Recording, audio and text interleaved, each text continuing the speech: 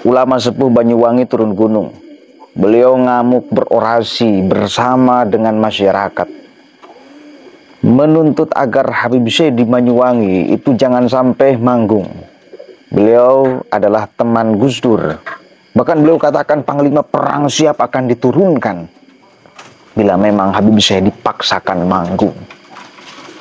Nanti kita akan kupas kenapa sih masyarakat katakanlah bukan brutal ya, setegas ini kepada para kabaib, khususnya sekarang yang sedang menjadi hangat itu Habib Syekh. Kenapa? Ada problem apa? Apakah tidak bisa dibicarakan baik-baik atau bagaimana? Coba kita dengarkan dulu sama-sama nih. Kenal lo dulur-dulur Banyuwangi, seluruh masyarakat dari Sabang sampai Merauke. Saya adalah ulama sepuh, satu-satunya sahabat Gus Dur yang masih diparingi barokah hidup di Banyuwangi. Tidak pernah menunjukkan siapa yang memberi nama sapi limusin. Ini orangnya. Siapa yang memberi nama sapi simental?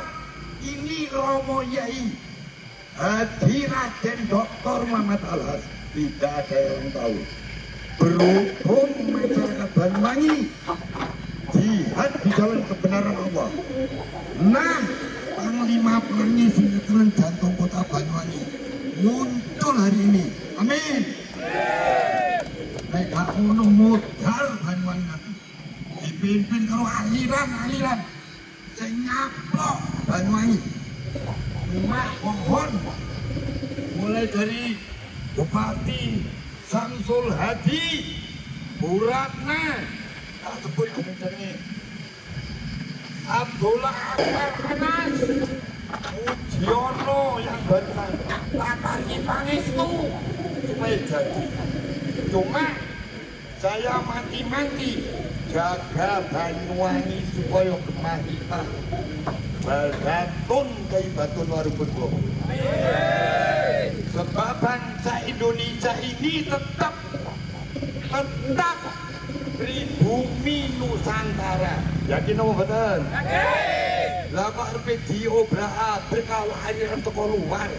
Edan mudar. Tasabut. Inna fatahna laka fatah. Maka harus berjuang. Leluhur Wali Songo harus muncul dari Banyuwangi.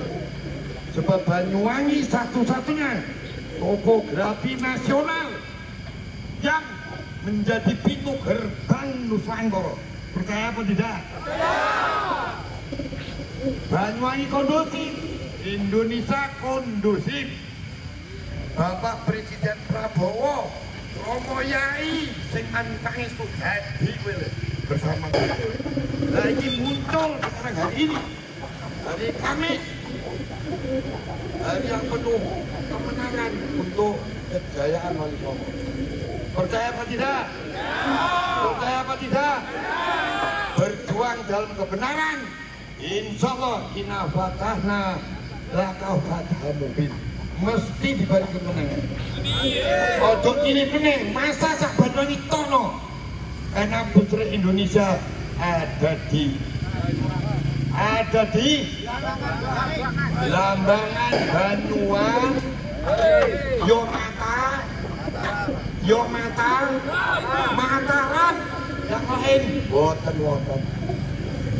Masuk. Banyuwangi Kiai sepuh wis kaya gini loh. Dan masyarakat ini ditungakno supaya baldatun. Romo sudah pengajian, Turki, Taiwan, Korea sudah, so Indonesia sudah. Tapi Romo saiki muncul kalau mangan kerit, gak rido kalau Banyuwangi diobok-obok kalau golongan nasab juga.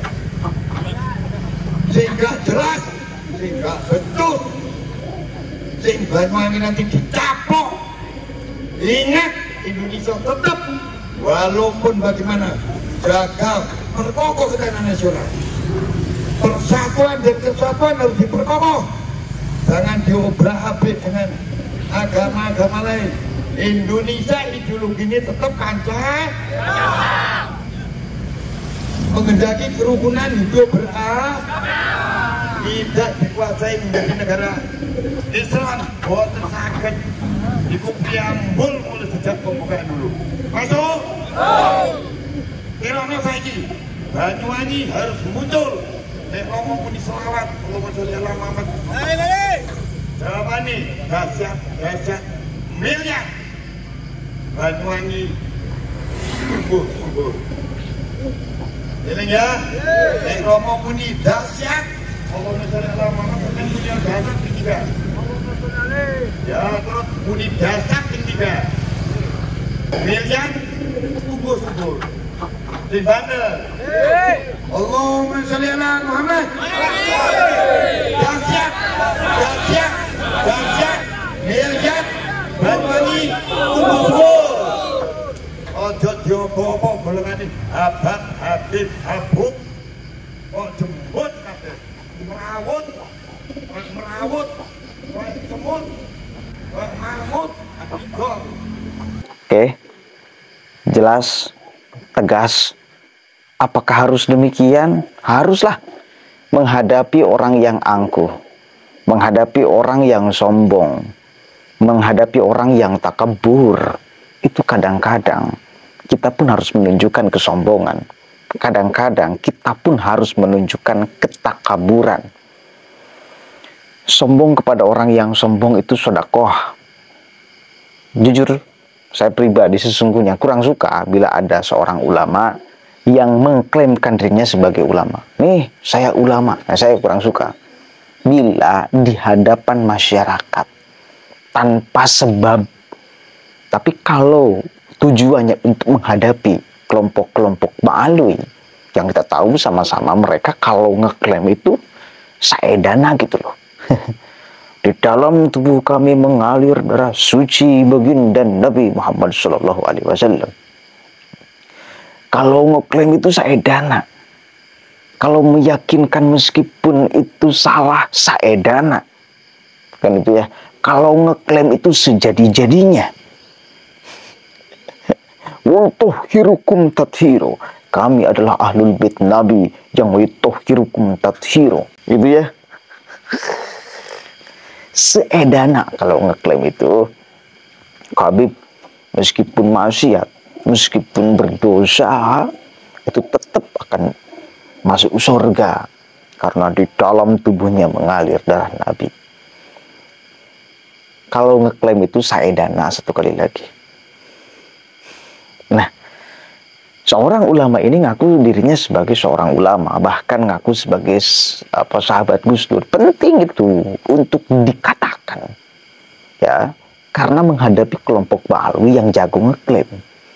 Satu kali lagi, yang jago apa namanya ya kayak gitulah, gayanya kan tipenya kayak gitu. Karena bagi saya pribadi batal keulamaannya bila dia mengaku sebagai seorang ulama, batal keintelektualannya bila dia ngaku sebagai seorang intelektual, batal kesolehannya bila ngaku dia sebagai orang soleh, batal kejujurannya bila ngaku sebagai orang jujur, merasa bahwa dirinya orang jujur. Karena pengakuan-pengakuan itu harusnya bukan keluar dari dirinya tetapi dari orang lain. Itu pandangan saya pribadi. Tapi apa boleh pula sekali lagi, ketika untuk menghadapi kelompok-kelompok seperti Rizik Syihab CS yang jago ngeklaimnya selangit, maka harus kemudian disodorkan informasi yang seimbang. Kita harus katakan siapa kita, apakah kita ulama, masyarakat biasa, kita punya kedekatan dengan siapa, perjuangan kita apa, dan lain sebagainya. Katakan aja. Supaya masyarakat sekali lagi tidak dibuat samar. Karena stempel ulama, stempel kiai, itu beda, masyarakat akan meresponnya. Bila kita sebagai orang biasa yang bukan kiai lalu mengkritik kiai misalnya, mungkin akan dianggap siapa sih ente, berani-beraninya ngeritik kiai. Tapi kalau kiai ngeritik kiai, itu kan level to level. Kan itu. Kan jadi soal. Biar kita terbiasa di dalam kritikan. Kita manusia kok, tidak lepas, tidak luput dari khilaf dan salah. Maka itu harus diakui oleh semua manusia, bahkan di levelnya kiai, ulama. Kan itu. Mudah-mudahan ada manfaatnya. Memang sekali lagi harus setegas itu. Ya, harus setegas itu. Kalau kita tidak tegas, dan mereka yang kemudian menggunakan ketegasan mereka untuk mendoktrin masyarakat, maka ini akan menjadi persoalan. Tidak akan menjadi penyelesaian. Ini bakal jadi problem. Kita ragu mengatakan kebenaran, sementara mereka jelas mengatakan kesalahan. Ini kan karena lambat laun ketika kesalahan sering diucapkan, lambat laun itu akan dianggap kebenaran. Tetapi kebenaran bila tidak sering dan tidak tajam diucapkannya, maka lambat laun akan dianggap sebagai sebuah kesalahan.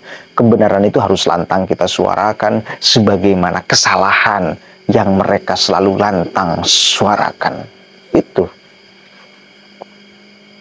Begitu. Jadi apple to apple. Mereka berani berbicara salah, memekikan kalimat takbir meskipun bahasanya, materinya salah. Rizik Syihab itu ketika di Tasik itu kan ngomong salah sembari takbir.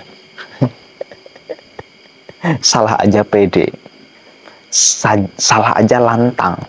Masa kita yang tidak salah, tidak pede dan tidak lantang? Harus seimbang minimal.